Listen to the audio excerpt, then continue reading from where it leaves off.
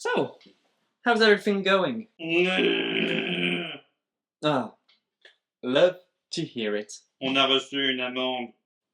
Really? What for? Notre motard a flashé un radar. Okay. First off, it's your biker, not our. Second, he was flashed by a radar. Oh, you gotta be kidding me. Nope, nope. I don't want to see it. Je sais pas quoi faire. J'ai l'impression de passer ma vie à le réprimander. Wow, who would have known that raising up someone was so complicated? Je vais pas le remettre à la rue. You were supposed to keep him until he felt better. Mais il se plaît avec nous. He's using you for free food, free accommodation, free anything, really. Oui, alors tu dis ça, mais au moins depuis qu'il est là, on fait des balades, on va faire du shopping et plein d'autres trucs. Non, parce que avant qu'il arrive, hein, notre vie là, toi et moi, c'était pas folichon. Granted, but you are a child and you can barely take care of yourself. Furthering my point.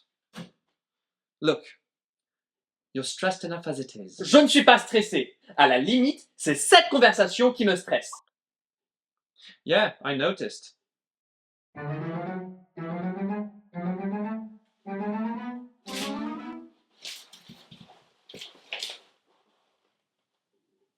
Bugger! Je suis un stress baker. What's a stress baker? Ça veut tout simplement dire que je fais du stress baking. Wow.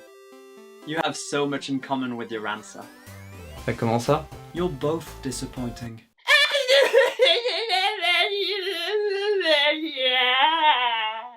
That's a sad baker. Le stress.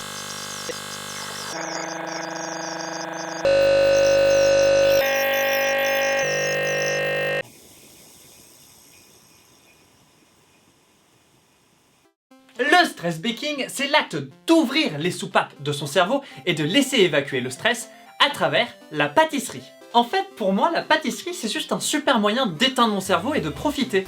320 g de farine, 327 g de sucre, on n'oublie pas la levure, une pincée de sel, 125 ml d'huile végétale, 250 ml d'eau froide. Froide ou fraîche? Attends, dans la liste c'est dit froide, mais ici ça dit frais. Faut séparer les zones de déblanche. Attends, c'était du sucre ou de la cassonade qu'il fallait? Séchage tournante ou traditionnel? Est-ce que c'est vraiment traditionnel si c'est dans un four moderne? Je sais pas, j'arrive à la balance. C'est quoi la température pour le chocolat déjà? Oula, ça sent brûlé là, non? Oh, le caramel! Ça déstresse. Est-ce que c'est normal que je me déstresse en stressant sur autre chose?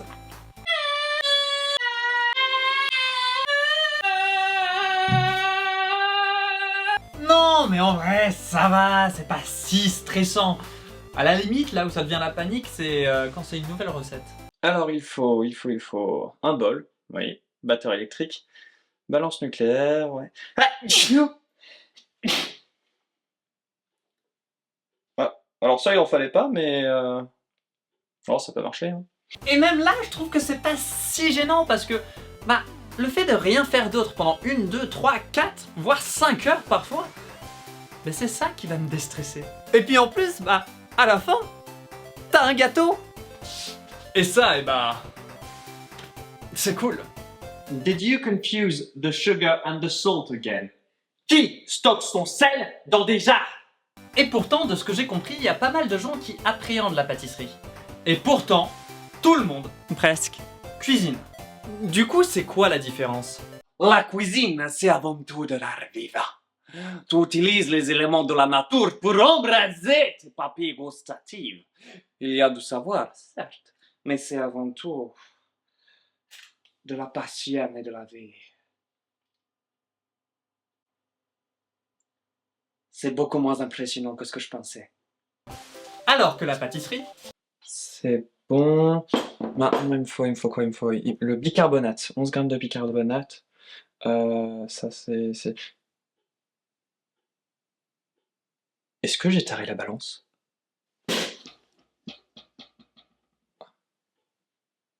Non. la cuisine en soi est vachement libre parce que tu peux y aller au fur et à mesure, arranger un peu en fonction de ton goût et de ce que tu goûtes, ce qui est quand même vachement cool. Ouais, ok, si tu sais pas où tu vas, c'est le bordel, mais bah, c'est une forme d'art vivant. Très vivant même parfois. Et en face de ça, t'as la pâtisserie qui, bah, qu'on se le dise, c'est un TP de chimie, hein. Et oui, parce que qu'est-ce qu'on cherche quand on fait de la pâtisserie? Une réaction entre les différents ingrédients pour que la pâte gonfle bien. Donc, les ingrédients, leur quantité, la manière dont on les mélange, le moule dans lequel on les met, et en plus de ça, le four et sur quel programme il est, tournant ou traditionnel, ça va changer la cuisson. Et donc, bah, ça fait que le dessert sera plus ou moins bon, quoi. La chocolaterie, par exemple. Oui, alors je sais, la chocolaterie, c'est pas de la pâtisserie, mais c'est quand même assez proche, hein, les deux disciplines. Et puis, en plus de ça, bah, quand tu mets en valeur ta pâtisserie avec des chocolats, là, tu pètes la classe. Mes lunettes. Non, en vrai, c'est juste que c'est plus facile de faire mon point et c'est plus rapide. Alors, comment s'y prendre pour faire ses propres chocolats? Tu prends ta tablette de chocolat, tu fais fondre la tablette de chocolat, et tu mets le résultat sur une feuille de papier cuisson ou dans des moules. Et t'attends que ça se solidifie? Non! Si tu fais ça, tu auras du chocolat, oui, mais il ne sera pas brillant, craquant, fondant et beau. Pour que ton chocolat soit brillant et craquant comme une tablette, il faut tempérer le chocolat. C'est-à-dire préserver sa structure cristalline. Pardon, le chocolat, c'est un cristal? Alors non, pas le chocolat. Mais dans le chocolat, il y a du beurre de cacao. Et c'est le beurre de cacao qui a une structure cristalline. C'est-à-dire que les atomes de beurre de cacao s'arrangent de manière spécifique pour se donner une structure entre eux. Et quand tu le fais fondre, tu détruis cette structure. Logique. Le souci, c'est que quand ton chocolat fondu refroidit, et bah la structure se refait pas forcément. Et du coup, bah t'as ça là.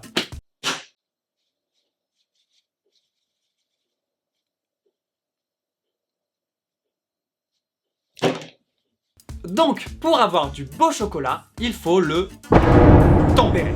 Alors, qu'est-ce que c'est? Comment ça marche? C'est très simple! C'est faux. Tu as 3 techniques.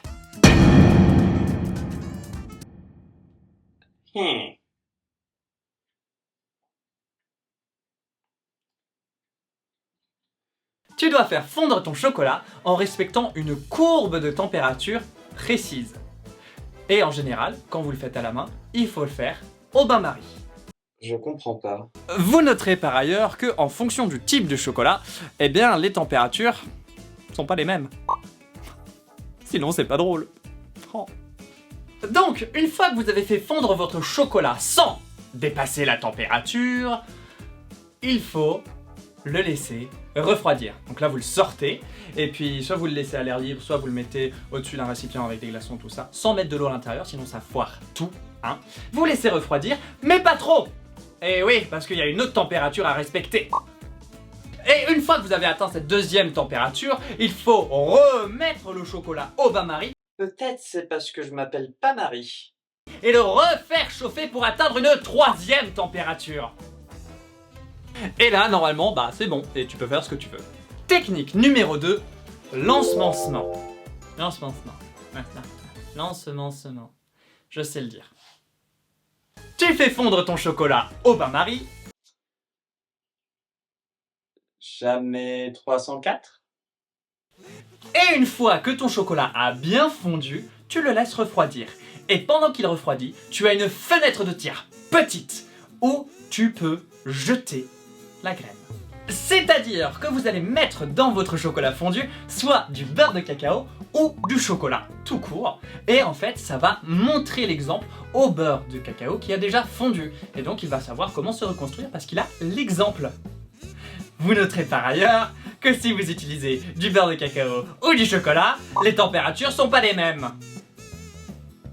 Encore. Troisième technique, le tablage. Elle est petite. C'est quand tu bolosses ton chocolat. Tu le prends, tu le fais fondre, et une fois qu'il est fondu, tu le mets sur ta table, en marbre ou une table de confiserie, et tu l'éclates. Et tu le remets, et tu l'éclates, et tu le remets, et ainsi de suite, jusqu'à ce qu'il ait la bonne consistance. Je ferais bien l'exemple, mais ça coûte beaucoup trop cher ce genre de table, donc YouTube ça existe, hein. Bon, il y a aussi une quatrième technique, hein, réservée aux professionnels. T'achètes une machine. Oh non. Non mais en vrai ça reste quelque chose de sympa. Et puis en plus, à force de stresser on devient un plutôt bon pâtissier. Et puis après un épisode, tu ramènes des gâteaux, ce qui fait plaisir à absolument tout le monde. Du moins c'est ce que j'y vois perso. C'est une manière plutôt saine je pense de transformer tous ces conflits, ces problèmes et ces énervements en une petite douceur qui ravivera tous ses proches en plus.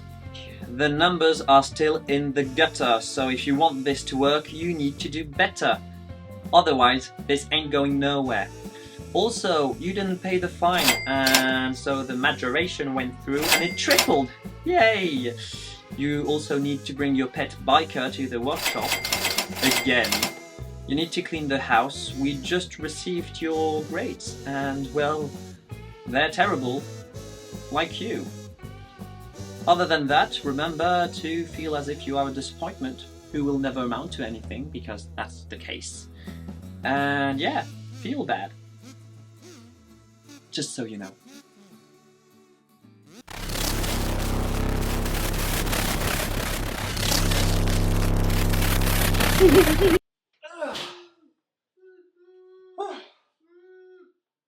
Voilà. Ça va mieux. Voilà, passons à autre chose. Voilà, c'est déjà la fin de cette vidéo et j'espère qu'elle vous a plu. Si c'est le cas, vous pouvez toujours laisser un pouce ou même carrément écrire un commentaire, hein. Moi je serais ravi de vous lire. Si vous êtes un peu fou, vous pouvez vous abonner, moi je dirais pas non. Et puis sur ce... Ah, je crois que c'est prêt, tiens. Allez, ciao!